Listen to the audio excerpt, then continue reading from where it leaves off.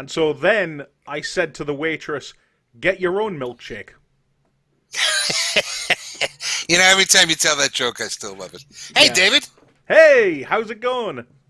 It's going terrific. Episode 4 already, huh? I know. We're like, gonna have a celebration with, 10, right? Don't we get a party at 10 episodes? I think so. But obviously Yeah. we don't pay for it, right? I believe it's our viewers and listeners who end up paying. Wouldn't that be?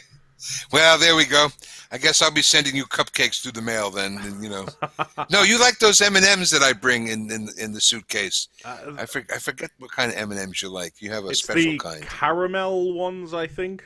Oh, that's right. It's Well, you have to great. wait till 2000. I know. Yeah. 2021, I told her, until I can get back over there. Underground Railroad. I got the Harrises hawking me for, Swiss Miss and, hot chocolate, and I love Katie Harris. She wants her contraband because she always gives me food to take back, and it's a fair trade. Well, But none of those people.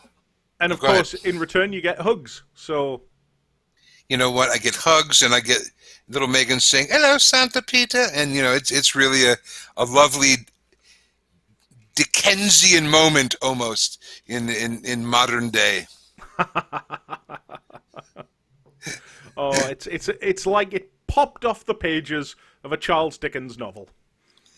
Well, she has that voice too, little Megan Harris with the little blonde bangs, and just an adorable child speaking it. Hello, hello, hello. In my head, hearing it in an American doing an English accent, and it's delicious. And I usually don't wax poetic about a child, but we love little Megan Harris. She's going to be a handful. I keep telling her parents, they're screwed. You know Once she what? gets of age. It's strange. I mean, we won't dwell on this too long because our entire audience is like, who is this child that we don't know? Right, who we're they talking are? about we're talking about mutual friends in the UK. I'm sorry. Yeah, no, but I would just like to put on that note, however, that you're absolutely right. She is going to be a massive handful when she grows up, and I feel so sorry for Katie, but feel nothing but enjoyment to watch Jamie have to go through it. Absolutely. There's certain and boys and girls, if you don't know the word Schadenfreude, please look it up right now because we are so going to enjoy that. And hey, gang, David and I get together and we catch up at the same time. So we apologize for the personal banter here, but today we get to talk about two interesting, and that's going to be the word I'm going to open with, the Superman movies, Superman Returns and Man of Steel. That's right. So if you've been following along for the last couple of weeks, we've been catching up on every actor and movie, I guess, that has starred, that has appeared on the big screen. So in the first... Absolutely. And hopefully in 2 weeks, we haven't even talked about this because we're going to be off for a week. We'll tell you later. We haven't done the George Reeves TV series. So hopefully in 2 weeks we'll go back and we'll knock out the beginning of Superman on television. But today's exciting because these movies, people have really love-hate with this stuff. Now, you were saying right before we went on, you had a funny story about one of them. Well, Superman Returns. The Right. fact that it cost me my job. Right, and I didn't want you to tell me the story off camera because I wanted to hear it with the listeners here. So how did the movie Superman Returns cost you your job, and what job was it? So, okay, the job itself, it was basically working in an office. It was this tiny little Okay. office, which is, it's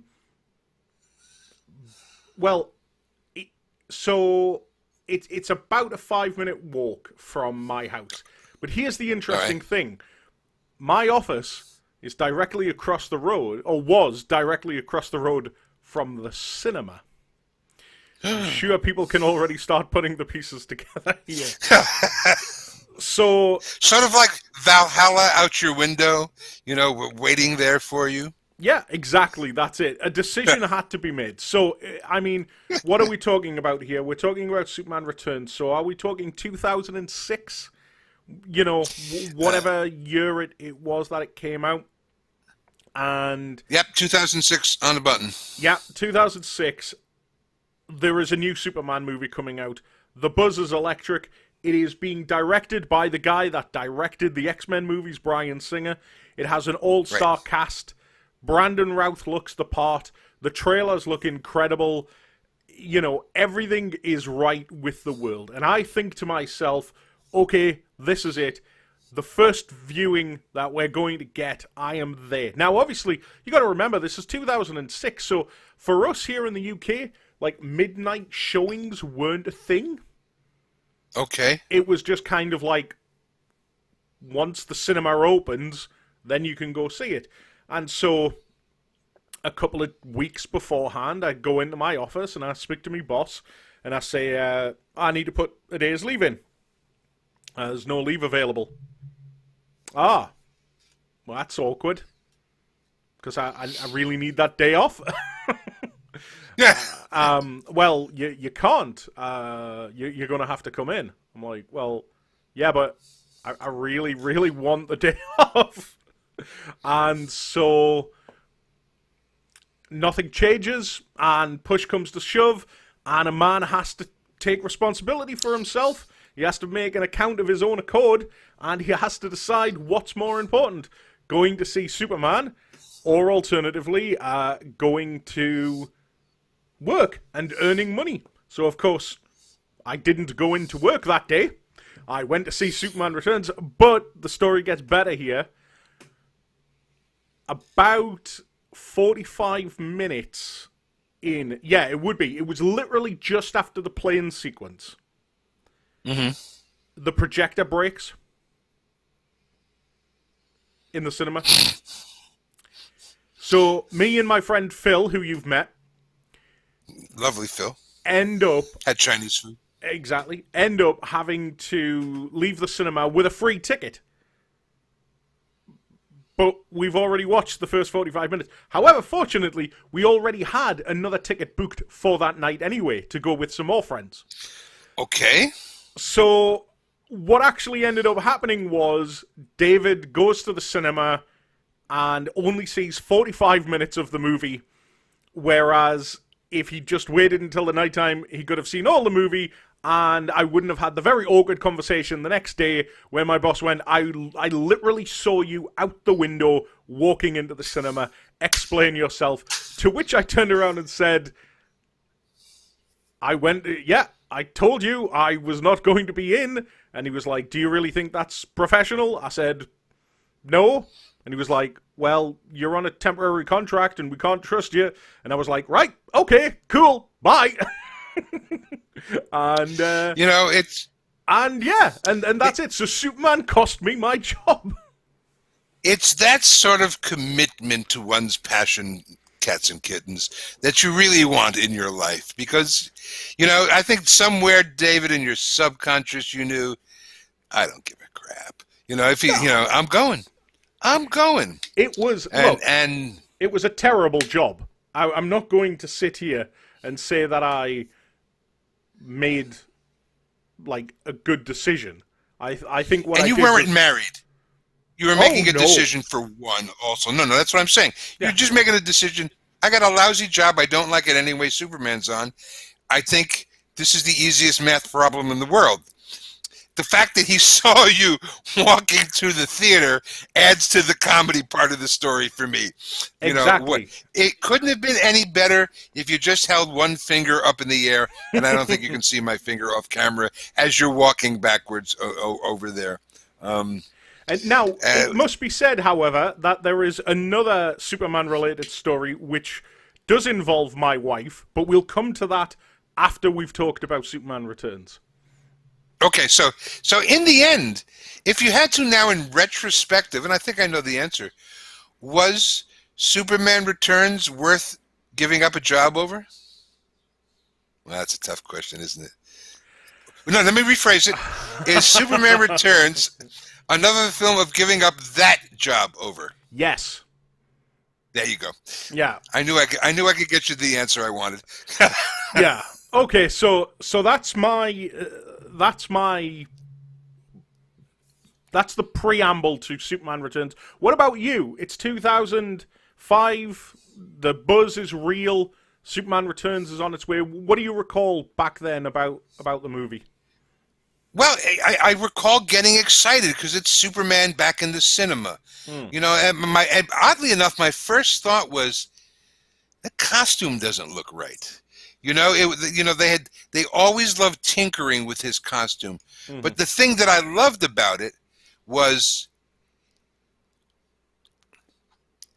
I was somehow envisioning a more muscular Superman, and Brandon isn't. And then once I realized, oh, it's Superman, he doesn't have to be, you know, the size of the Hulk. I loved the yellow belt. I loved the yellow in the suit. I loved that, you know, where they went right is it was supposed to be the Chris Reeves continuation. Yeah. That this is what happened. But I don't believe that any of that would have happened. The world they created would have been that. No. I mean, look at that picture. He was, and here's why I think Brandon Routh could be argued as, you know, it's hard. If Chris Reeve is going to be a lot of people's best Superman, you know, for a lot of reasons, I think not only this movie, and I have to echo it to The Crisis on Infinite Earths, how good he was to see him as the Kingdom Come Superman in that. I just thought it was great. Here's where the movie hooked me. Because I've been watching the old Saturday morning serials. I posted a couple this morning. And Superman in the black and white in the early season, there wasn't bullets off the chest. He was more a crime fighter. He'd bop guys' heads together. They'd throw a gun at him. You know, they'd pick him up and he'd carry him to the police station. But like a comic book, they're on the roof with a bloody Tommy gun they're shooting at him, you know, and it's a beautiful effect of the bullets. And what I loved about Brandon is he's smiling, you know, the way George smiled when that happened. And they empty the Tommy gun, and then they did something that they've never done in a Superman before. Now they might have done it in the comics, or I don't know. Oh, we're going to talk about that scene in a minute. He tries to shoot him in the eye. Because you would think with a shoot man in the heart, you know, nobody's ever aimed to hit him in the crotch, which, you know, another place I would have shot, or in the knee, because, you know, I'm from New York and we understand where the mob shoots. But they had this great picture of the bullet hitting his open eye and bouncing off. Yeah. And it never... Is that after the plane scene? It is, I think that's after. Yeah, it is. And it never got any better than that moment for me. I thought he was a great Clark. You know, I thought he looked the part. He had the earnestness that Chris Reeve had. Imagine all the lines they can tag the plane scene with, and he brings it down.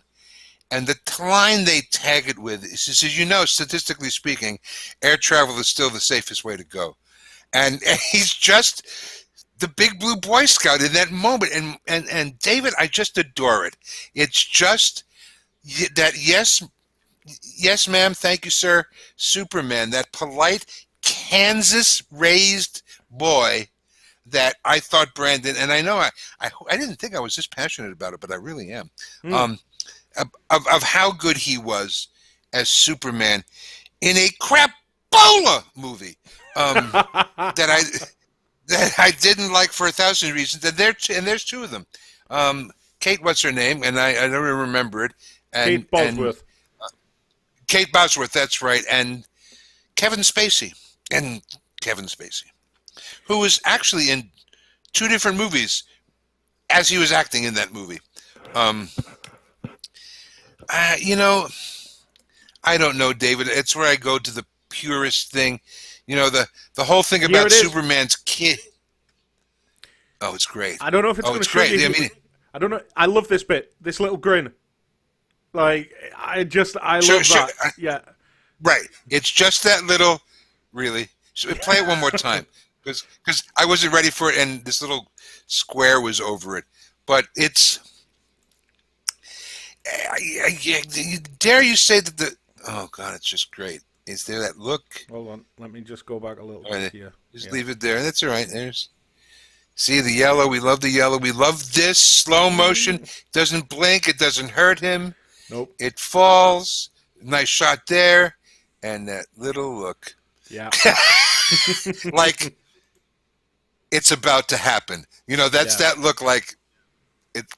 I can't say enough good things about. I'm going to make this a wide statement, and then it's all yours. About him as an actor.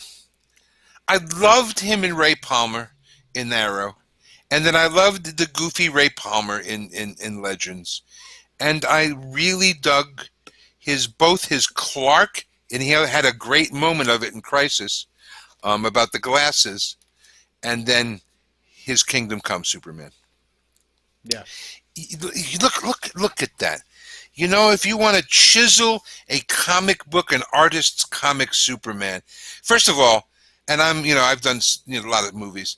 Bravo to hair and makeup. Look at that hair. That hair, though it doesn't have the curl, is bloody Superman perfect hair. It's in place. It wouldn't move in a volcano. It has that touch of gray. His eyes are great. His jaw is square. As much as you and I want to be Superman, there he is. You know what I mean? That's that look, David, that he just encompasses to me. More than I think. Not that Henry Cavill is bad, but I think even more than Henry Cavill. I think if you were to ask me which actor has played is Superman come to life, it probably would be Brandon, to be honest. Mm-hmm. I mean, Chris Reeve is iconic and arguably the best actor that's ever taken the role, in my opinion. Right. But right. In terms of just the look of Superman, absolutely. Now, you said earlier on that the suit in Superman Returns didn't satisfy you necessarily, and I remember when I first saw it, I had a similar reaction because for me, I've always liked the giant S. I've always liked the idea that was the problem. I'm sorry, I didn't mean to interrupt. No, but just the idea that the S is just emblazoned across the chest, like the huge giant S. But what I will say is that I remember, I think it was at Comic-Con, just as it was getting ready to come out, somebody had asked one of the producers, in fact, I think it actually might have been the director, and that said, "Why have you changed the costume?" To which they replied, and I give them full credit for this, changed it from what? Because the costume doesn't look the same today as it did 5 years ago. In fact, in the comic books, The costume doesn't look the same as it did when the last artist drew it. Everybody's going to have their own individual take on it. And so I could get behind it. The only problem that I have with that costume is the red is too dark, and I don't like the leather cape. Yeah, you know what, and I can't argue with either of those points. I mean, especially the S emblazoned in that shot, especially because he's very tall in upper body. That S is riding too high. It needs to be his chest. It looks too small, and I don't like the S on the belt. And I agree with you. The colors were muted down. Now, I believe that would have been a decision because the colors in the Chris Reeves movie are so bright, in yellows and reds. But I think, I believe, that the vibrance of that is part of Superman, that outfit is colorful, that those red tights should be redder, and that yellow belt should be yellower, and the same with the kind of Coleman's mustard. See, I'm making an English reference. Coleman's mustardy yellow in the S emblazoned. And the leather cape, if we're going to an evening's ball in the Village in Soho to an art gallery, I think a leather cape is purposeful and a lovely accoutrement.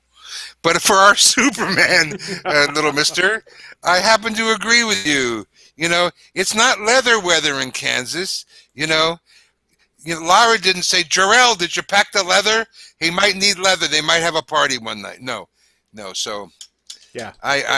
What gang? Right on YouTube. What do you think of the leather cape And by the way, you see me keep it coming in and out of the frame. I just had to go to the doctor for back yesterday, so I'm doing all my stretch.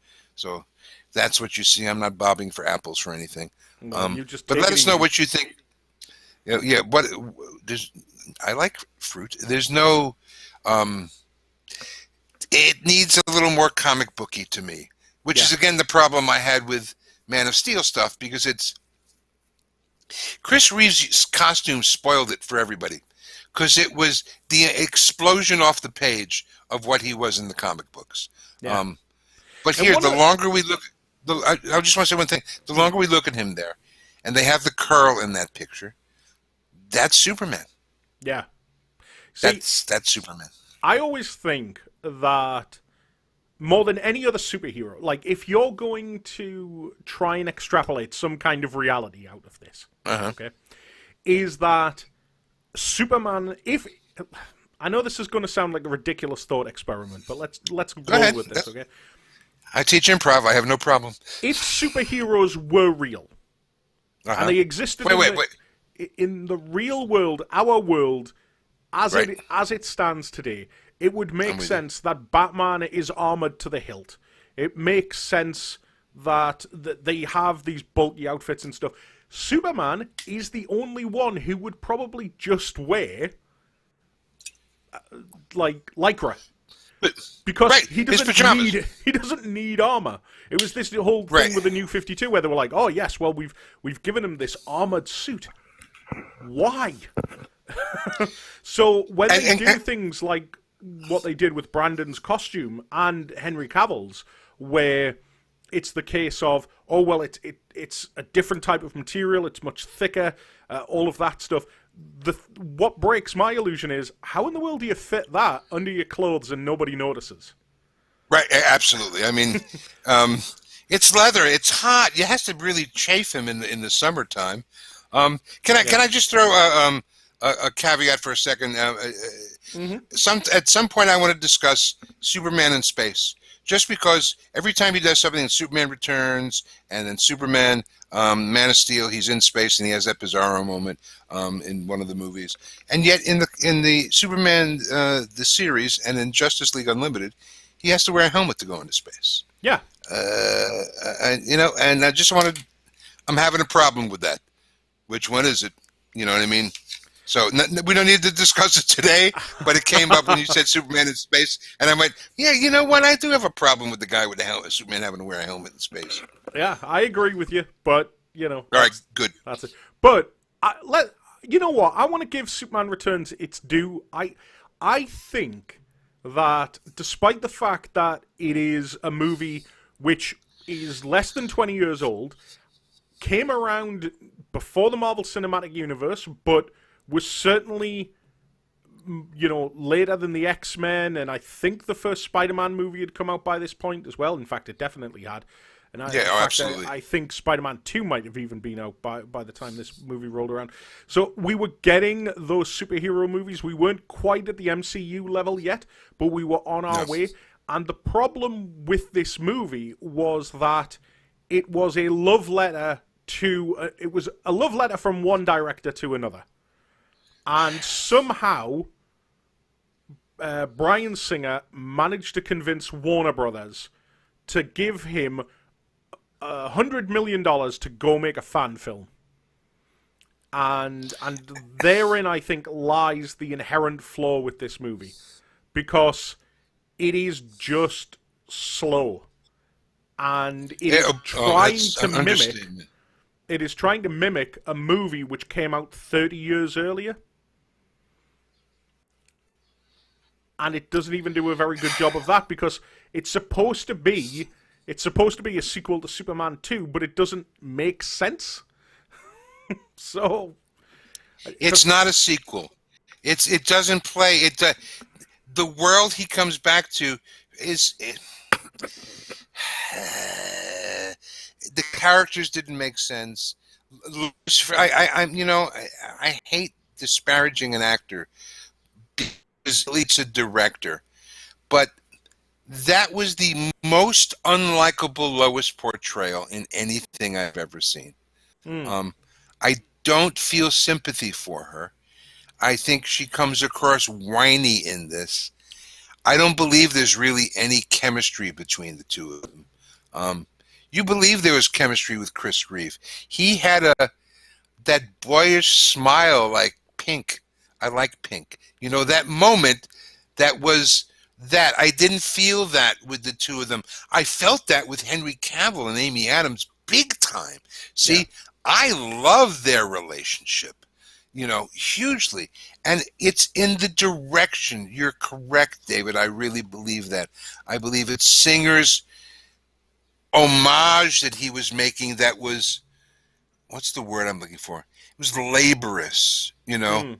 and and the most quasi memorable Perry White in the existence of Perry Whites, was God bless Frank Langella for taking a paycheck, but that scene also was horribly written, where he's creating all the things from the newspaper. I forget the wording of it, but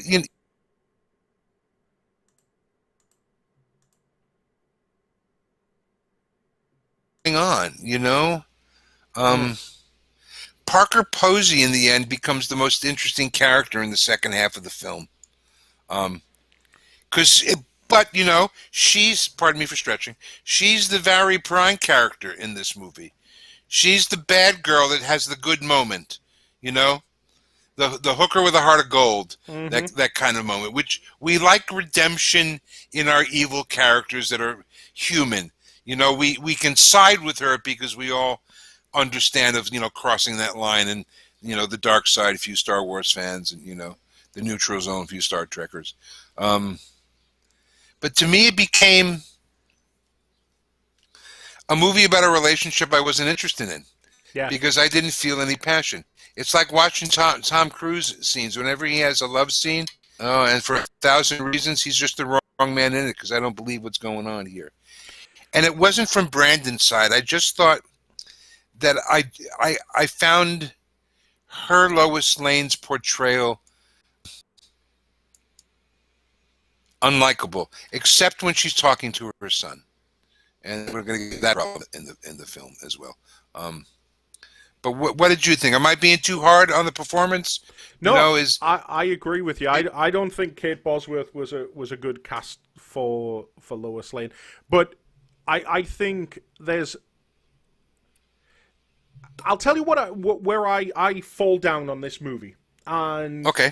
and it's the issue that everybody brings up. It's the son. Now we now live in a time where Superman has a kid. It is an intrinsic part of him now as a character. He is a father, and I like that. I like that progression. But they handled it poorly in every single aspect. Somebody once said this to me, and I think it is a really, really good point, which I'd never even considered before, which is that if you took Superman out of this movie, and this movie was about James Marsden's character, which was Richard White, and it was the story of a guy accepting a child who is not his own in a relationship, and then something terrible happens and he has to go rescue them. That would make for a really nice movie, because James Marsden does a really, really good job in this movie of being the guy who is about to get crushed by a god. Absolutely. Well, and even a god, the other man, he's Yeah. the one in the relationship, and knows she's having an affair. But that's what the movie was, brother. Like you're saying, this movie was a Hallmark movie. You know what? It should have been put on the Hallmark Channel, and it's a lovely movie until Kevin Spacey decides I'm going to overact more than George C. Scott ever did in movies, and goes completely ballistic and drops a, what did he drop on him? I don't even remember the end. I didn't. He Oh, he creates the island because it's about land he creates, again. right. Like, He drops the right. Which I dig. He drops the and then of course the Avengers stole it in Age of Ultron, but that's a whole other story. but this It was like people rag on Superman 4, But one of the things that you can at least say is that Lex Luthor gets some kind of progression, because he goes from being a land mogul in the first couple of movies. Right. By the time he shows up in Superman 4, he's in the nuclear arms race. He's loaded now. Like, he's got all of this money, and you kind of think to yourself, all right, okay, so they've taken him from the mad scientist that he was in the 1970s in the comics, and they've turned him into the billionaire businessman. I mean, obviously it wasn't done well, but it was there. And then when they start this movie, he's literally conning an old woman on her deathbed, played by Noel Neal, I believe, as well. He is literally stealing this woman's fortune, and what's he going to do? He's going to do another land scheme. Like, come on. It's first of all, it's too archaic. It's not important anymore. That's like you said, it has to progress with what's happening in the times. And it doesn't, and it's basically the beginning of the producers, where he tries to get the checks for the little old ladies, to produce the play. It's not like, we as fans, and you know this too, we have ownership of the characters we believe. What's the word? What is canon? That's the big word in the industry now. What is canon and what isn't canon? Well, to everybody, what we used to say? When you tell a joke in front of an audience of 500 people, you've told 500 jokes, because they hear it different ways every time. It's not the same thing for the same people. Here with Superman, what is their canon is not my canon. My canon doesn't have a whiny Lois Lane, okay? My canon doesn't have a kid that you really don't know about, that you don't address well, Yeah. My canon doesn't have an S on the belt, There are just certain things. Your canon doesn't have a leather cape.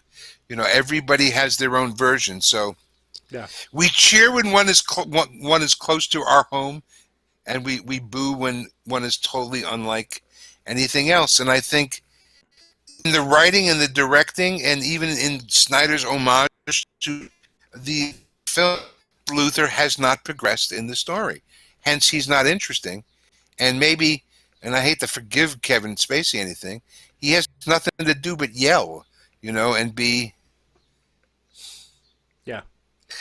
I don't know, not authentic. And if you can be not authentic about a fictional character, David, then, we're really talking out of our butts here. But that's how it feels. It does not feel authentic to my canon of what Lex Luthor would be. Yeah. No, I agree. I think there is a redemption for Spacey's Luthor, which is right at the end of the film. I haven't seen it in so long. Tell me what happens. It's the scene where Superman lands on the island and Luthor just basically beats him down. But even when I first watched that movie, that scene is hard to watch, man. Like, yes. It is horrible, and that's the one time that Spacey brings something to the role, because he brings a viciousness. Now, okay, we can say that Luthor killed a man in the first Superman movie because he pushed him in front of a train, but there's a playful banter to it. Otis is completely oblivious to it, and things like that.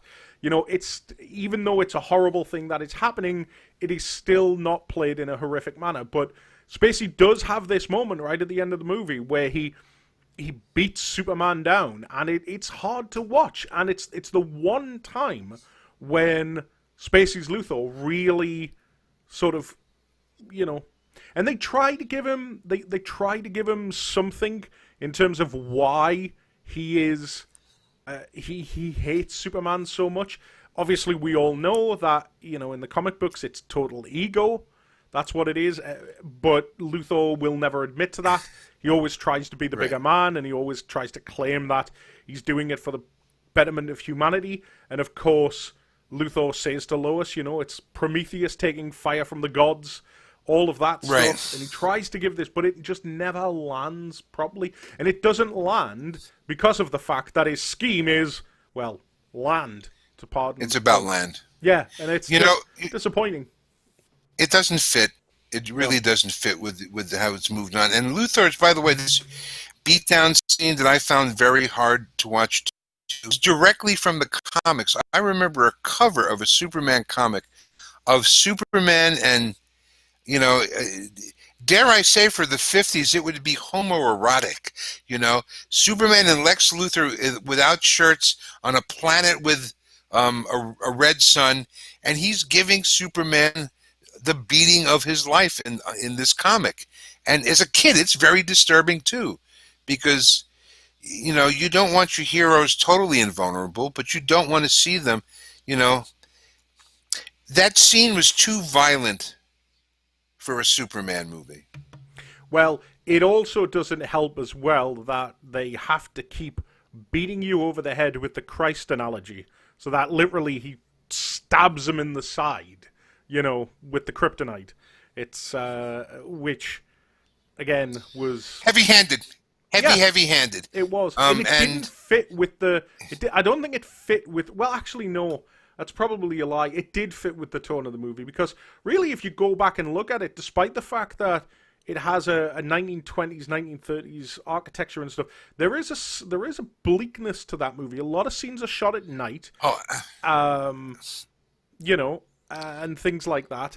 People talk about how Man of Steel was the dark Superman. Well, this movie has a darkness to it as well. Though what I would like to say, it could have been Gotham for all we care. That city was that dark in that movie. In that movie. Well, it doesn't help that when you sort of take that idea of 1920s, 1930s architecture, your mind immediately jumps to Batman the Animated Series.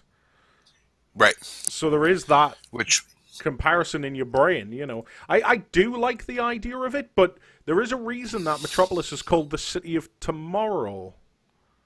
Right. It's, you know, it's like trying to change an iconic character, you know. Yeah. Gotham City is the dark end of New York City, the stuff that the city ultimately went through in the 70s, you know. And Metropolis is the city of New York in '64 with the World's Fair. It's supposed to be that, you know. And they even I even like that they're calling this new animated movie Man of Tomorrow. It has a very World's Fair sound to it. It's very, I don't know. It's catchy, and I love the trailer. Yeah. But I mean, those are the inherent problems we believe with Superman Returns. The script is terrible. You're not interested. No one believes Luthor is still doing that. The stuff with the kid they don't know how to handle. James Marsden Hallmark movie, you know, and Kate. I can't remember her last name. Bosworth. Can you believe that? Bosworth, just as the whiniest Lois Lane ever.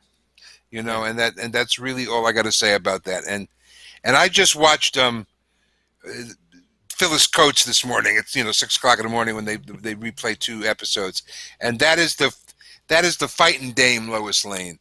You know, I like, even in Batman. You know, it's another line for another movie, but even the villain, the Joker, likes. You got a little fight in you. I like that.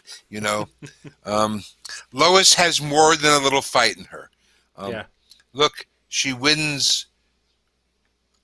She marries an alien, you know, and gives birth to the first cross-species child in human history. And too bad the X-Files isn't on, because that would be a great crossover, the X-Files and Superman. But that's a whole other story. Well, what I would like to say, because I do feel we have nailed Superman Returns to the wall a little bit, but I think there are some things in this movie that I do genuinely enjoy as a Superman fan, and they are tiny little things which I think, if you're a fan of the character, is really cool. You mentioned obviously the bullet scene, and I love the bit, absolutely. I love the bit just before that where it turns out literally what he does is fly up into space and just listen. You know, Oh yeah. I thought that was great. The bit just after the beating where he's rescued and they pull the kryptonite out of him and he flies up towards the sun and he just absorbs all of the solar radiation. I really enjoyed that. Essentially, scenes where Brandon is great. And this one bit I always love, and nobody ever talks about it. And I think it gets overlooked a little bit just in terms of the logistics of it, and it's the bit where he rescues them from the boat, because what we see him pull the boat out of the ocean, and they're obviously inside. So he rips the door off, and he grabs them by the hand, and then he lets go of the boat. And a lot of people probably don't think about the logistics of what is actually happening there. He's picked the boat up with them inside of it. He then picks up the boat one-handed, opens the door, grabs them, and then just lets the boat go, and they just like fly. Well, they don't fly out. The boat just falls past them. And I always thought that was like, it's one of those scenes, just like the scene which, well, I'll mention it now because we're about to talk about Man of Steel anyway. It's the scene in Man of Steel, the equivalent to when he's fighting Zod, and Zod smacks him down, and instead of standing up, he just flies up off the ground. Right. It's like there's a step missing. He doesn't need to get up. He just flies up, and it's just stuff like that I really liked. But yeah, it's a shame. That said, us talking about it now has me wanting to go back and watch Superman Returns. I know, but what's going to happen for me is about half to three-quarters through stuff, because I don't want us to watch the beating scene or all that stuff. Yeah. I played the plane. I put the plane clip, as you saw, on our page today, because everything about that scene is brilliant. The music, the fact that he holds the plane and then it snaps off and then he has to fly backwards.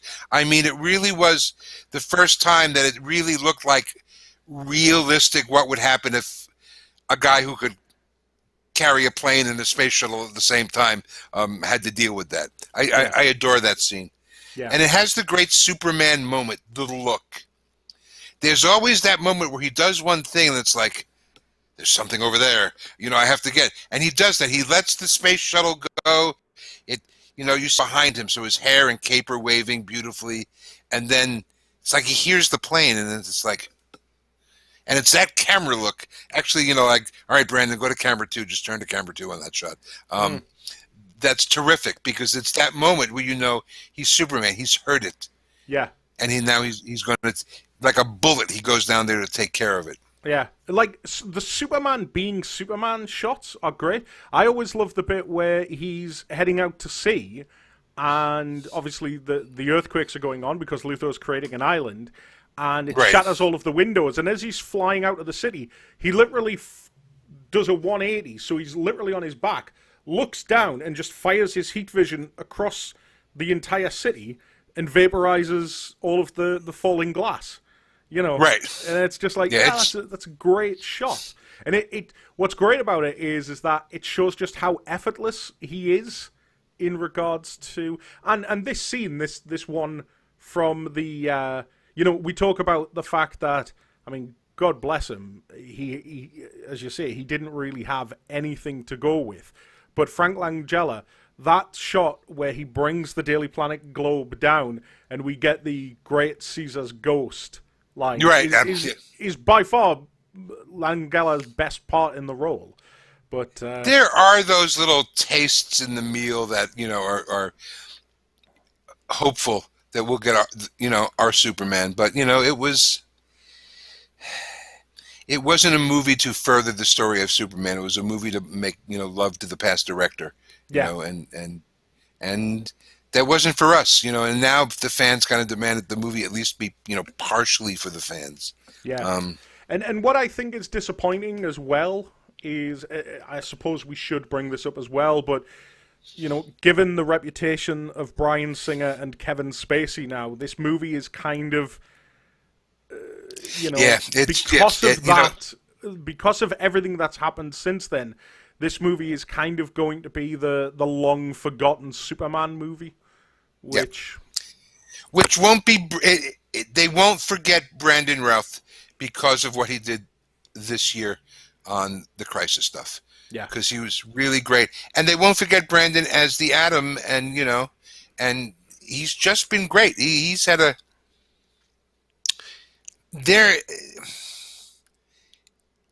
it's the humane side of him that makes his Superman so great and his Clark so great. He feels genuine. He feels, you feel like, yeah, that's Superman. You know Yeah. what I mean? My And Superman is not as tortured as even Henry Cavill is. You know, it's a little more tortured so than I we've go. What were we going to say? so we go from the Richard Donner inspired Superman to truly Right. the biggest change in Superman cinema history, really, when we move to Mr. Henry Cavill. And if you just look at the the difference there, first of all, I'm just going to say it: love the cape. Yes, absolutely. I love the. It's almost like a Roman centurion, something like that. Like it's I always like Superman's cape when it's slightly longer than he is, so it's always Yeah, on the floor. I agree. It makes it a more regal thing and not like a kid who puts a towel around his neck and flies around. Yeah. Um, If there was ever they a get. problem that I had with Christopher Reeve's costume was that I always found his cape was too short. So I have to watch that again to see that. and then everything else about the costume. eh. Well, let's go over it. Okay. At least they gave us the big S yet. Yeah. No yellow. He needs yellow. There's always yellow in his costume. This muted color crap, I hate. First of all, Cavill looks great, and somebody went, "I'm taking off the pants. We're not going to have him in pants anymore." And they've made this. First of all, I have no problem with a little overt sexuality in our superheroes, but they made this V pointing to his codpiece. It's like saying, "Here we go, super penis, right over here." It's like pointing down. Here it is, and it's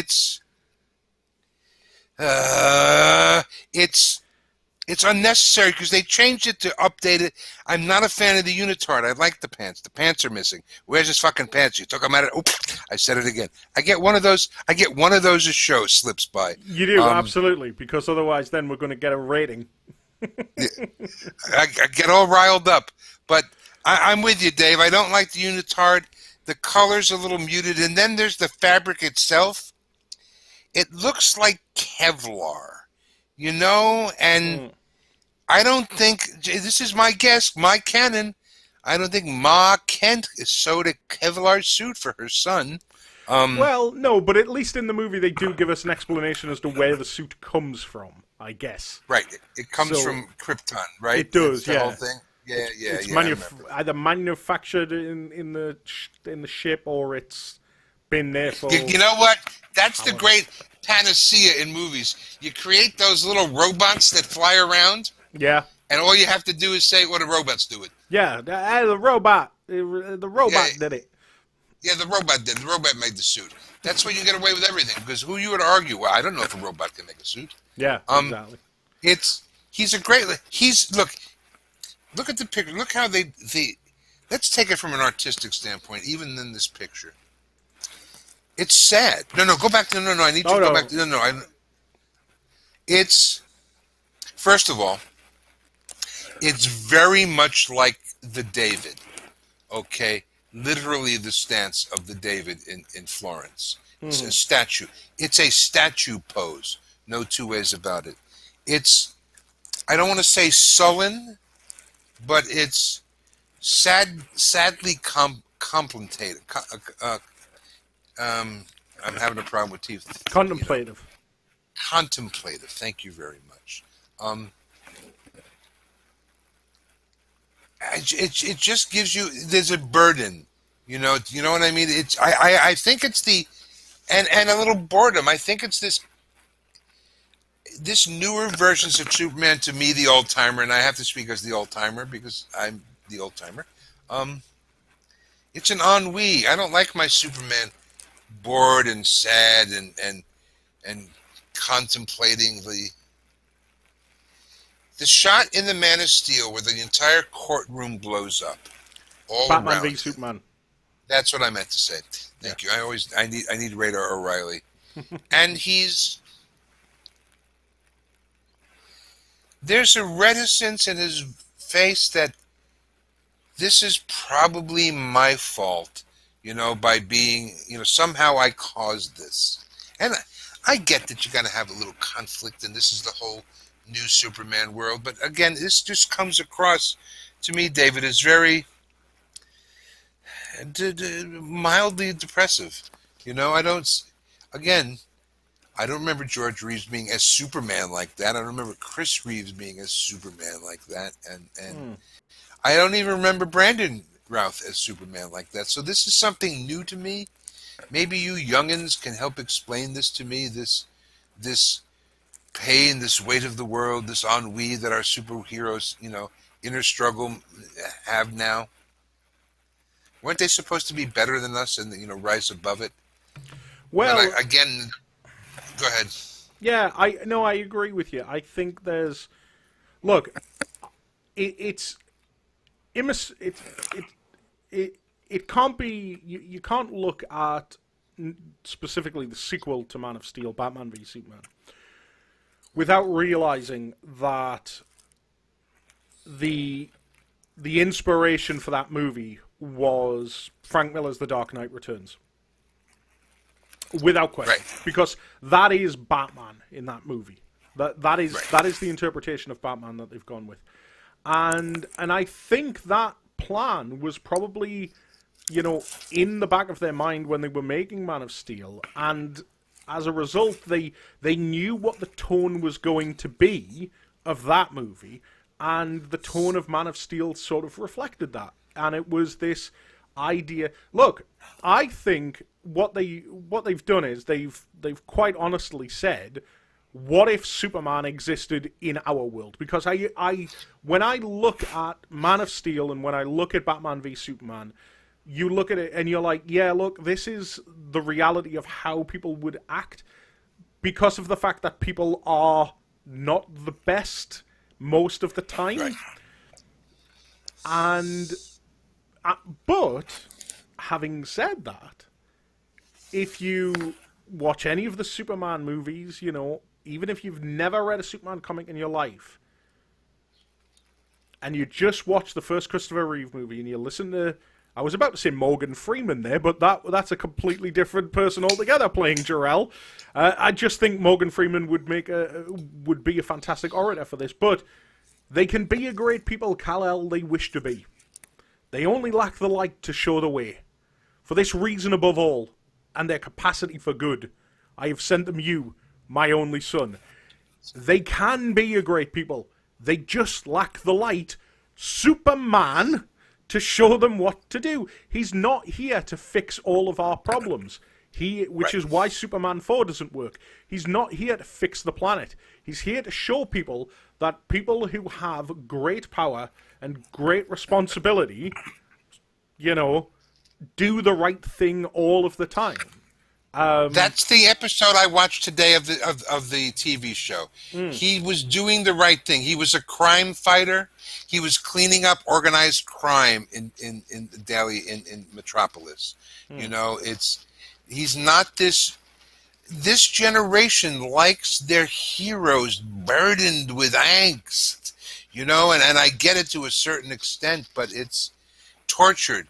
We like our heroes tortured, but isn't there enough torture? Isn't there one hero who likes to be a superhero? Aside from Booster Gold, we've heard the stories coming out of Warner Brothers recently. It was a few weeks ago the reports came out, which was them saying, oh yeah, and I think we talked about this on a previous episode, oh yes, well, Superman will probably appear as a cameo in the Shazam 2 and the Black Adam movie, but we're not really sure what we want to do with Superman yet, because we don't think he's relevant at the moment. You have got to be kidding me. Now, more than ever. And whenever I hear something like that, I'm always reminded that, he's meant to be a symbol of of goodness in the world. Here's how relevant he is.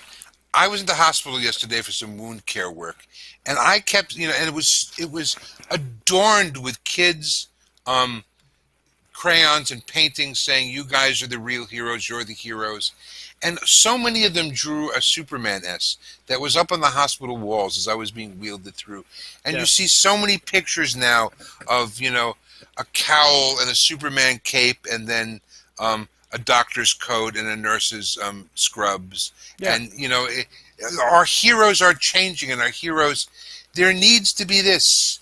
There needs to be our hero. And you know what? We got plenty of angst-ridden heroes. Batman is the best. If you want tortured, please go to Batman. Even John Jones, the Martian Manhunter, a tortured soul. The Green Arrow, completely tortured. Flash, he killed an entire world to save his mother. Please let Superman be the big blue Boy Scout and is better than all of us, Yes. And that's the one. That's the one I miss, and we get so passionate about this, David. Isn't this great that we love? I mean, here we are, 5 years later, we're friends, and we talked about Superman on stage in England, and here we are, because we can't get it. We can't get enough of this character that has made a huge, now what investment I will in say, our lives.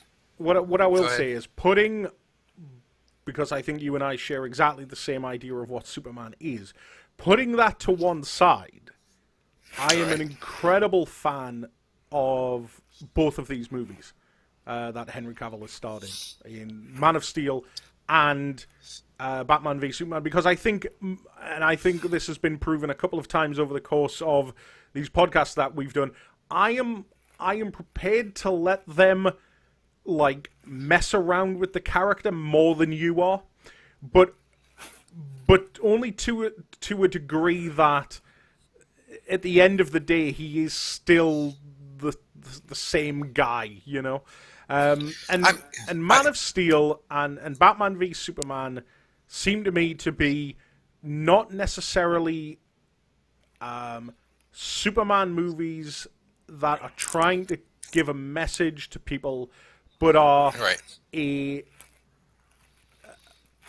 but are essentially Superman movies of the time that they were made in. That's a truer statement hasn't been spoken, because I'm from the world's finest comic books, where you saw Superman and Batman shake hands, and they were the world's finest together, and that was the relationship. It was a team up. I mean, the first buddy comic. It became more adversarial in the Justice League cartoon and the Superman and Batman cartoons, and then it's changed into what it is today, the distrust of each other, that Clark hating what Batman stood for, and Batman wanting to go about all the secrets. Now, should we talk about the Martha moment? Should we get right to the Martha moment? Oh, do you want to go? First of all, you want to go with that? The reveal. Right. Yeah, well, no, I'm going to tell you on the good side of it. Okay. I love the Martha moment. 66 years old. Yeah. Been reading comic books for 58 years. Yeah. I never put together that their both mothers were named Martha. And when it's revealed in the movie, I went, blank, and that, you know what word that is, blank me. How the blank did I blankety blank miss that? Yeah. All right. So now, wait, let me just finish. Oh, go on. I don't mind a little Deus ex machina, as the writers say. The denouement. They wrap up that there's one moment. It's the oh my God moment. They both named moms or Martha. And that's the change in the character moment. I don't mind that at all. I like a little hokey in my superhero films. I really do. But I was caught so off guard by it.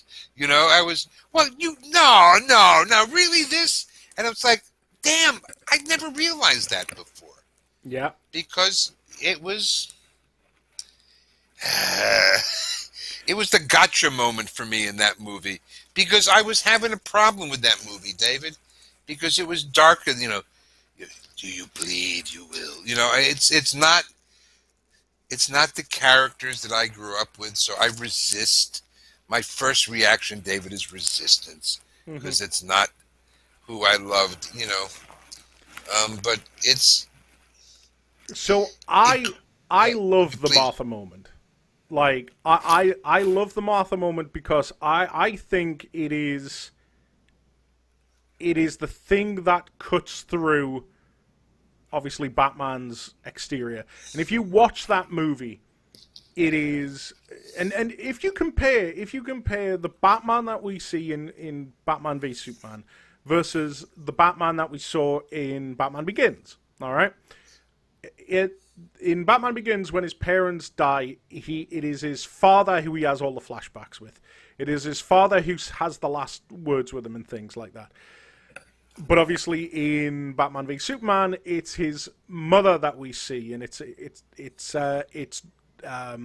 Thomas Wayne reaching over, and his last word is just Martha. Like, it's setting it up, and it's the idea of, basically Batman being, I mean, you might as well call it that. He's a racist. Like, this guy is from a different place, and he cannot see any good in him whatsoever because of fear. Right. Now, obviously, we know Lex Luthor manipulates all of that and all of that. And the only thing that makes him, that reaches him, the problem with the Martha scene, and the reason that people get so worked up about it, and here's the problem that I have with it, and I might catch some flack for this, it was badly acted by Henry Cavill. That's why the Martha scene doesn't work, I don't think, because he's doing Martha, and it's just like I'm not going to match my acting to Henry Cavill, but I've had to do a dying scene like that where you've been shot and words are coming out of your mouth. It never sounds good, David. No, because nobody really dies like that. That's a cinematic death. Yeah. So I get what you're saying. The same with me. It had a little hokiness to it. Mm-hmm. It was a little bit of camp in a very dark movie. Yeah. It doesn't work because, as you say, that movie is very serious. It's very grounded, and that whole bit just does not work, unfortunately. Now, having said that, I think, like I say, I am a fan of both of those movies. I think, and this is something that I say to every single person, if you left the cinema of Batman v Superman and said that wasn't a great movie, then you have not watched a good movie. And I agree with you. The theatrical cut of Batman v Superman is not the best. You have to watch the director's cut. Like, and I hate saying that because it's always a bit of a cop-out, but we're on course for the Snyder Cut of Justice League. This is par for the course, really. If they had released that movie in the cinema, it would have, I think the reputation of Batman v Superman would be much higher than it is today. But Jesse Eisenberg sucks. See, I like Jesse Eisenberg. I don't like he is a modern Lex Luthor. He is a modern take on Lex Luthor. Yeah. As Lex Luthor, as Lex Luthor was molded in the 80s to reflect true evil. Oh, he was a stammer. Yeah. I know. Yeah. I hear you. I'm sorry. I'll shut up. No. You can. I know that I'm completely in the minority there in regards to. I think. Jesse, are you? I don't know. Was he across the board hated for his Lex Luthor? Yeah, I think so. I think his Lex Luthor was very poorly received, and you know why? I think. So tell me why you think it was poorly received. Because he wasn't Bryan Cranston. Well, that was an answer I wasn't expecting. Because Was it supposed to be no, Bryan Cranston? I think, you've got to remember that when this movie's coming out, Breaking Bad is just finished. Like, Right? Bryan Cranston is a middle-aged, bald-headed man who was a monster by the end of that show. I never. And He would have been the perfect Lex Luthor. he would have been amazing as Lex Luthor. He would have been absolutely fantastic. He would not, however, have been a good Lex Luthor in Batman v Superman. Why? Because because if you think about what Lex's... Because in order for the Lex Luthor in Batman v Superman to work, he needs to be unhinged to a degree that a character like Bryan Cranston's version of Lex Luthor wouldn't be. Like there's one of my favorite... Shouldn't we? I'm going to go with you on this. Okay. Then, if that's the case, shouldn't we have seen him in Man of Steel to foreshadow the fact that he was really upset with this alien? Could we have not? And this is what movies do, kind of given us a taste of where that was going. Because he comes out of the blue. It's a brand new Lex Luthor. It's, again, not in my canon. And so I thought the acting was... I just didn't buy it. He's a kid. That's what it... Yeah. And maybe it's an old... Again, I might have prejudice because I'm old at this point. But I thought, it's a kid. It's not Lex Luthor. Yeah. This is Lex's son, Alexander. This is... But the question then becomes, all right. Who is hypothetical here? Now, I'm going to give you a scenario which you're not going to like. All right? Then I'm willing to go with it. Bring it on. In 2020, who is the most Lex Luthor out of these two people? President Donald J. Trump or Mark Zuckerberg, the owner of Facebook? Like, really think about it. Who is the most Lex Luthor of those two people? Because I guarantee you, it's not the guy sitting in the White House that claims to have all of the power. Well, it's two of the sides of Lex. It's the Lex for President Lex who goes berserk, and it's the media giant Lex. I guess you read the comics, David, and I haven't read the comics in decades. So these things are bridged for you. Do you know what I mean? It comes across a slower bridge of change. This is an abrupt, who put the kid with the damn curly hair in it and thinks that that's Lex Luthor, I don't know how I feel about them offing Holly Hunter either. You know what I mean? That was a whole very... See, I like Man of Steel better. Can we go back to Man of Steel? Well, we will in a second. I just want to say in regards to Luthor, because the scene that sold me on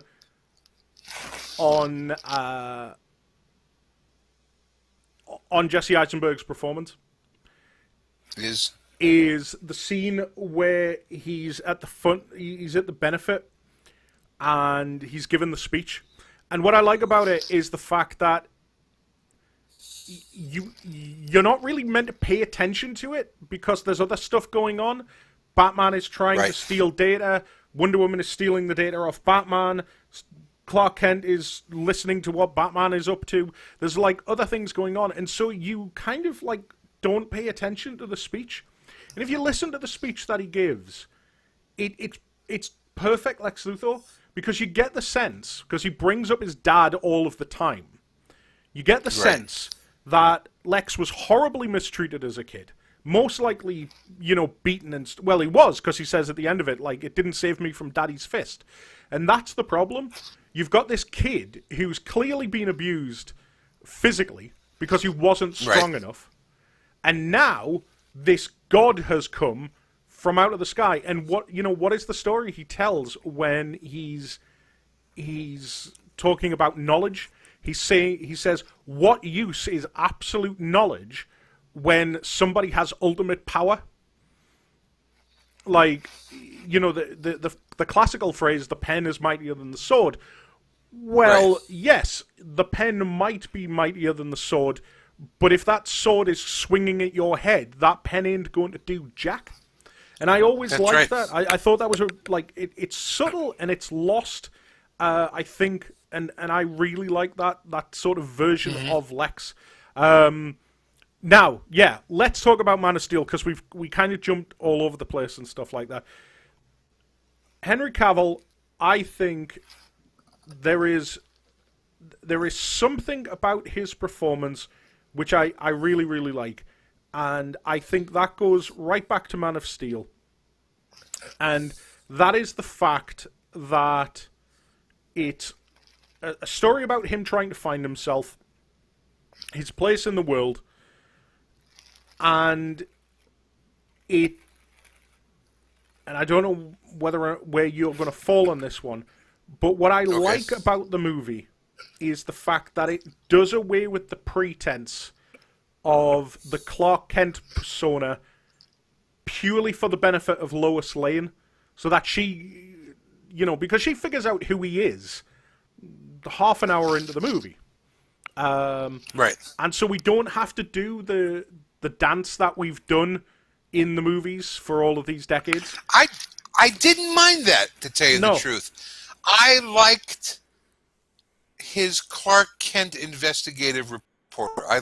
Because that to me is hearkening back to George Reeves being a hard-nosed reporter. You know, I didn't have a problem with that, David. You know, what I did have a problem because with. Because I loved his Clark everywhere else too. You know, him watching the thing on the TV, he was so saddened by. You know, I feel his pain. I feel his. Superman cares. I mean, that's it. He cares. And I got that feeling from Cavill's performance, that as Clark or as Superman, he cared about everything. He really cared about, even at the end of the movie, his thank you from, you know, the second movie, I'm back in, you know, Batman v Superman, Wayne buying the farm. You know, it's genuine. Yeah. His genuine moments are very, very genuine. Yeah. And his Clark didn't have to be the bumbling Clark.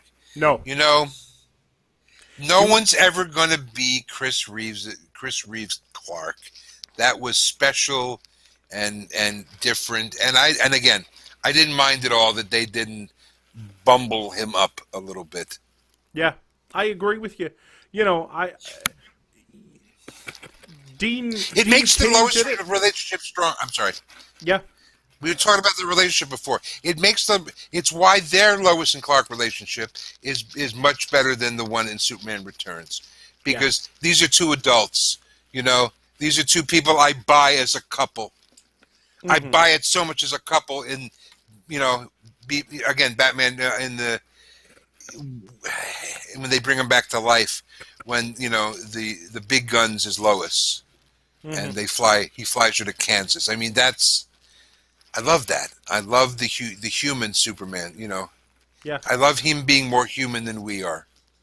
Absolutely. I'm sorry, I just wanted to finish that point. No, yeah, I agree. I think, you know, their relationship definitely sings in this movie. It's definitely the highlight for me. Because I know I'm going to catch some flack for this, but these two movies do more for the character of Lois Lane than any other movie beforehand. Because, you know, if you go back to the Chris Reeve movies, like, what does... And I am talking about sort of Chris Reeve onwards. You know, really all that Lois does in that movie is write the expose of I spent a night with Superman. And for the rest of the time, she spends her time with Clark Kent. In these movies, Lois is out there. She's, you know, at the beginning of Batman v Superman, she's in the Middle East talking to terrorists.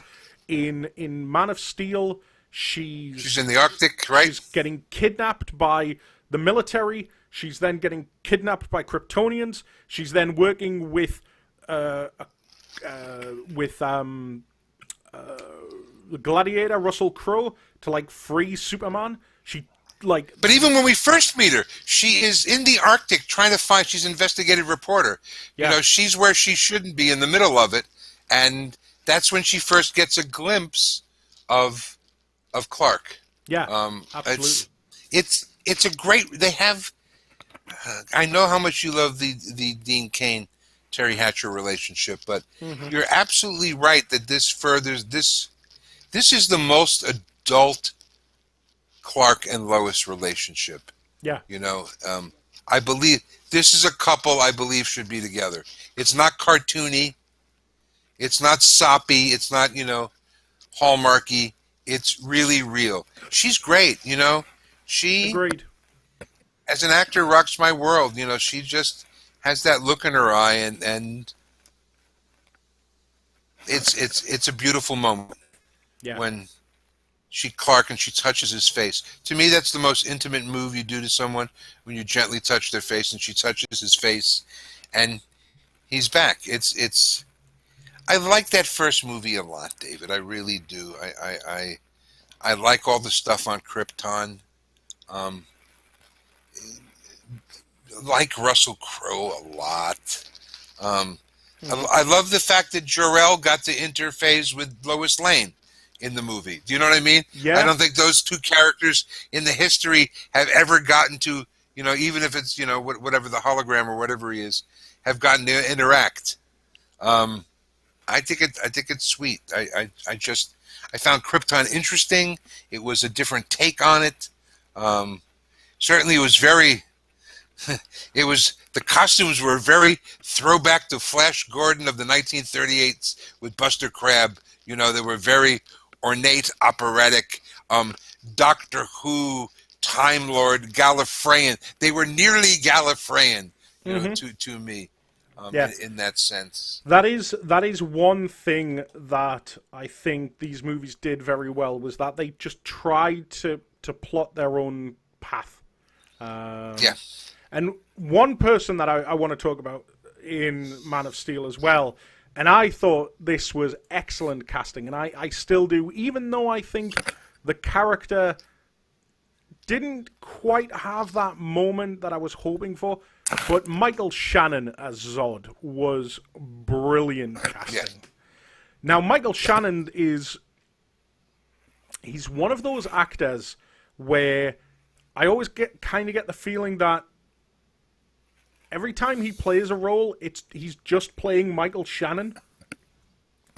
He always feels so effortless in his delivery, and if you ever listen to just Michael Shannon, he usually just is himself, and he just kind of has that sense of being angry. The great actors are that.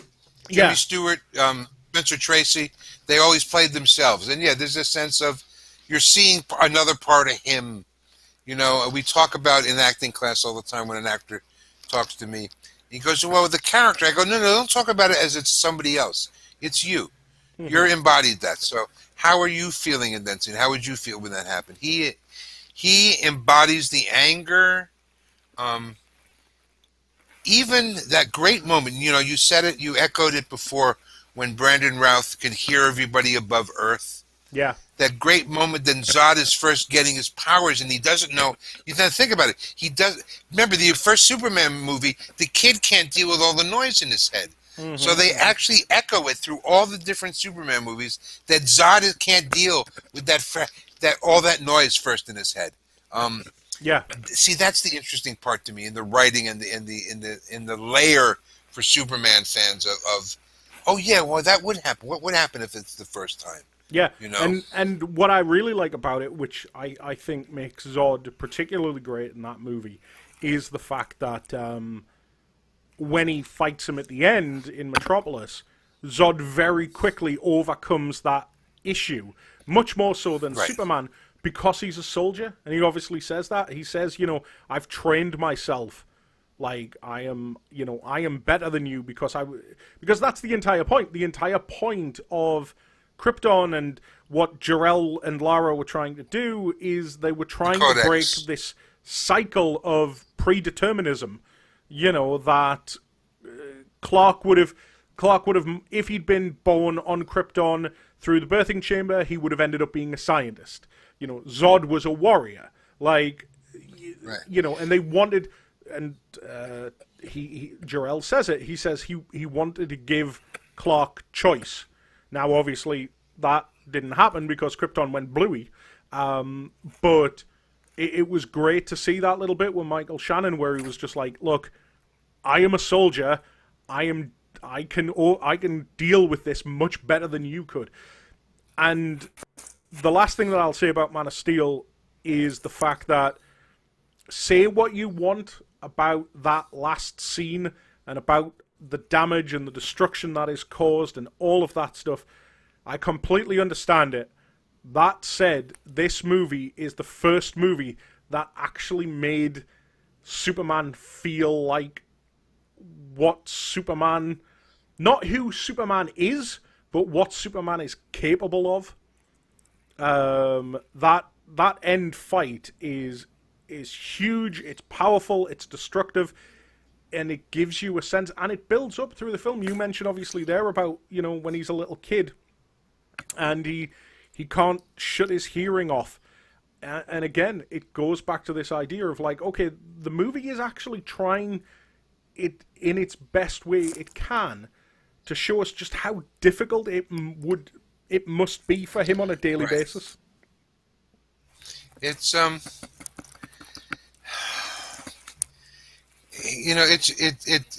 it can be a mildly infuriating movie for a couple of reasons, but I liked it. I thought, okay, I'm okay with the franchises going. It's a little new for me. See, it's gorgeous. See, yeah. It's gorgeous, and Krypton wasn't all ice and everything, and Russell Crowe and this Israeli actress who played Lara was terrific, and that new stuff, different than the starry pod that Brando launched his son into. Mm-hmm.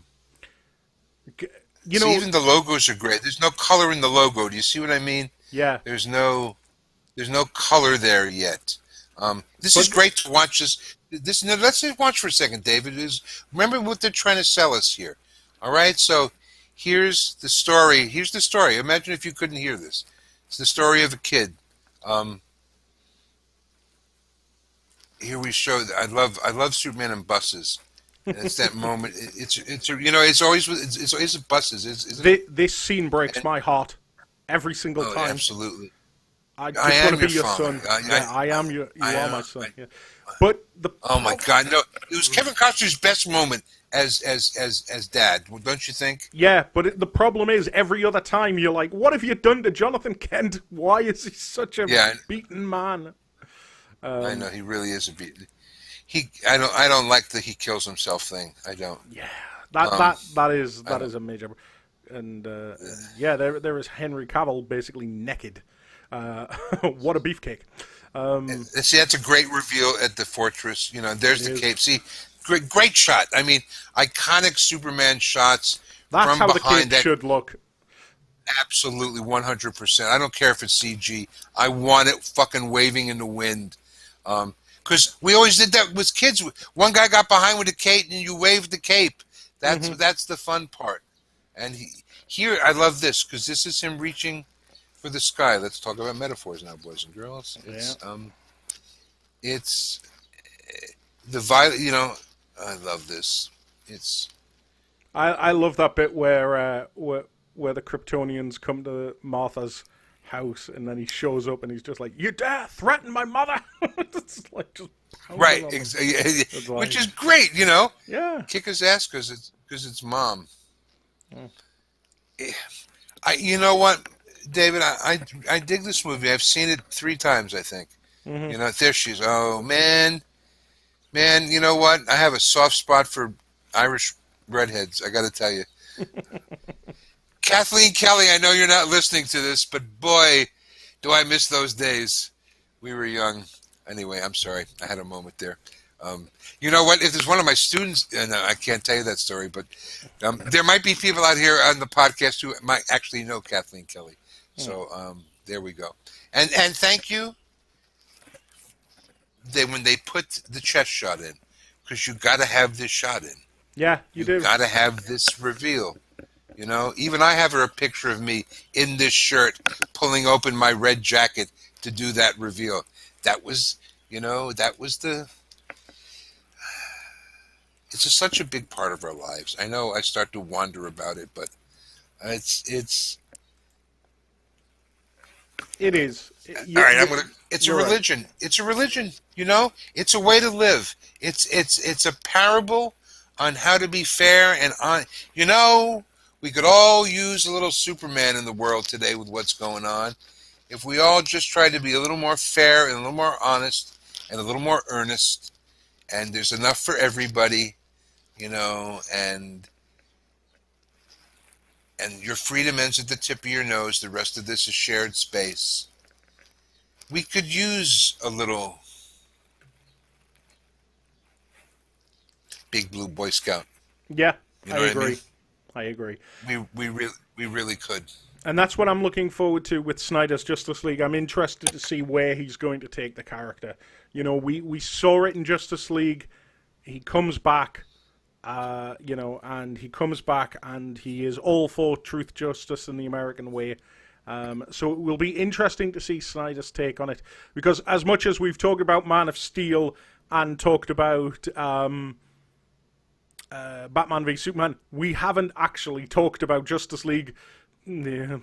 But you know what it is? I think Henry Cavill has built himself up a great fan base, and I think it's well deserved. I think he is going to be a good actor, and I'm glad that the rumors are he's not going to be leaving the role anytime soon.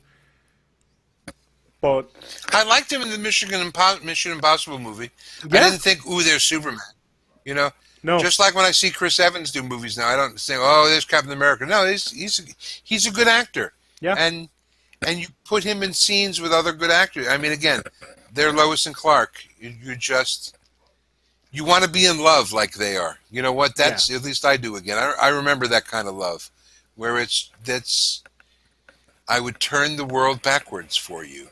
If that's not a poet, if that's not the the last son of Krypton.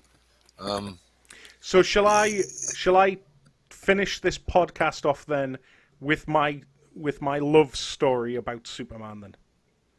Yeah, and then let's tell the folks that we're not going to be here next week because we have a dear friend who is having a baby. So we'll be doing a virtual baby shower, and then we'll be back in 2 weeks with we're going to discuss The Adventures of Superman, the TV series, all 6 seasons. Yes. But David's going to take us out with a story here. So we started. He's a good raconteur. Yeah, so we started with the story of me getting fired because of Superman. Right. And now we're about to tell you the story of my, much suffering and put upon wife. So... The lovely Grace Wallace? The lovely Really? Grace Wallace. So, Grace and I had been together for going on about 7 or 8 months. And we were approaching Grace's 30th birthday. It was decided that Grace was going to have a birthday party. So, like I say, we've been together 7 or 8 months at this point. I can literally hear her laughing, I think. Because she's watching this. I'm sure she is. And we are... By the way, the audience doesn't know that your wife is downstairs as we do this podcast. Yes, she is. And she watches it live. She always watches it live. Yeah, absolutely. We love you, Grace, just so you know. So, this is what happens, okay? The night of her birthday is the first time that Grace and I have been in a party atmosphere together. We've gone out before and things like that in regards to, going out to a club or something like that. But this is the first time where we really get to control the music, all right? And we've been building ourselves up because we've been worried about the first dance. Because, Grace and I are very soppy people, and we'd been talking about what would our song be. And I kept saying, you can't just choose one.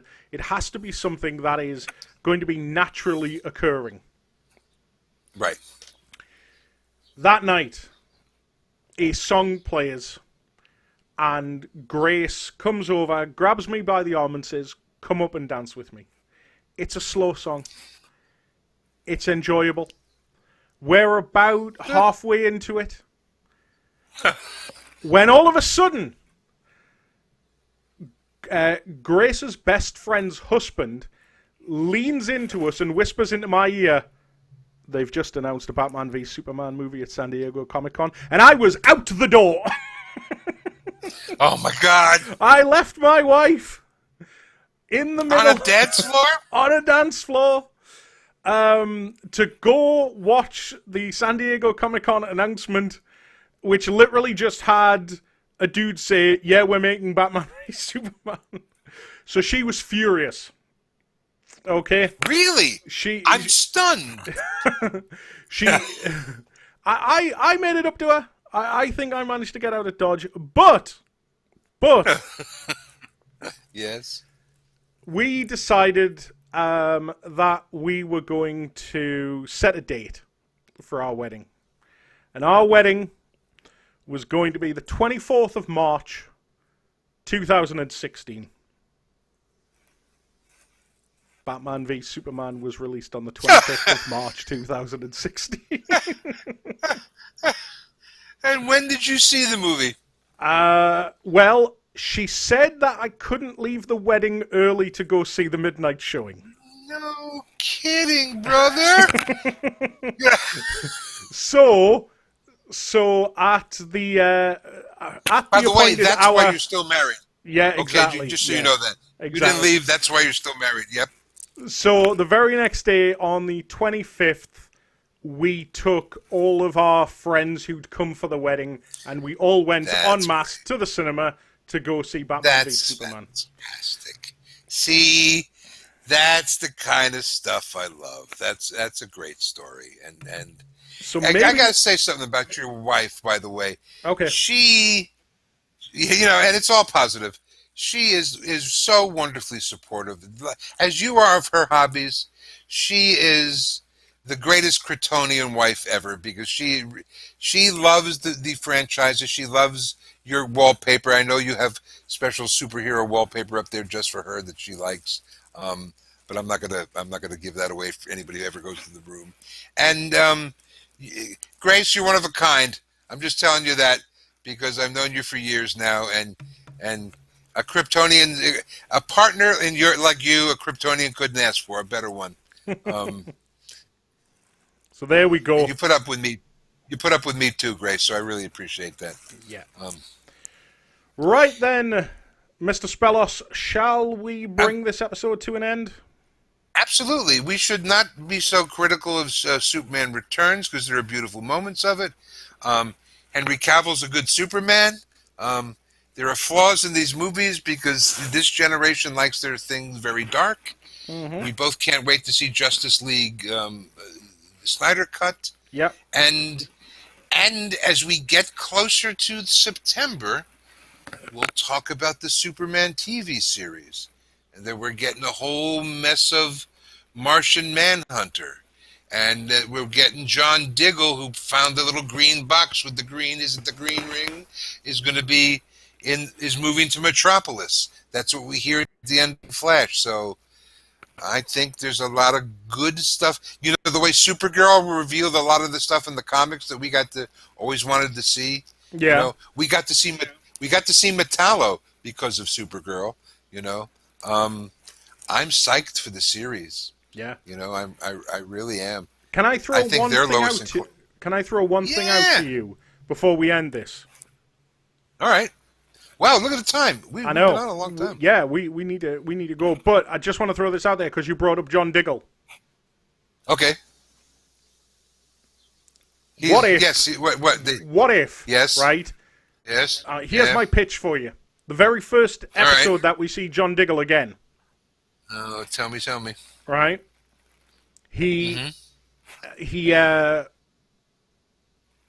I don't know, he's in his apartment, he's got the ring, whatever it is, there's a knock at the door, opens the door, Mom, blah, blah, blah, blah, blah, cuts to the next episode, find out that Diggle was his adopted name and his mother's surname is Stewart. I'd love it. It would be. They hinted at it with Wesley's flash in the first time he appears in the Crisis, and he goes, "John, I didn't recognize you without your ring." Okay, they do that line in the series to kind of let you know that maybe he'll be our Jon Stewart, Green Lantern. Boy, I hope so. But there we go. That's my pitch. You can have it for free. We have so much to talk about. Justice League, Injustice League, Superman's relationship with other superheroes, the adventures of Superman. It's going to be a fun summer into the fall, my friend. But next week, we have a baby shower. We have games to play next Saturday. We do. So we will see everybody in a fortnight. Our next episode will be Saturday the 11th of July. So stick around for that. Thank you all so very much for your time this evening. And I might actually be, boys and girls, in Indiana at that time doing the podcast. I'm going out to look for my apartment that week, so I might be on the road for that podcast, so I'm looking forward to it. Our roving reporter. Scoop Johnson here from the Daily Planet. Right. Hey, brother, it's good to see you as always. Thanks a lot. And to all our people, hey, we really appreciate you guys putting up pictures and putting up comic book covers. We love that you love what we're doing, so thank you very much. Yeah. Take care, everybody. Say goodbye, Pete. Goodbye, Pete. Perfect. Bye, everybody. Bye, everybody. I love that moment. And we are done.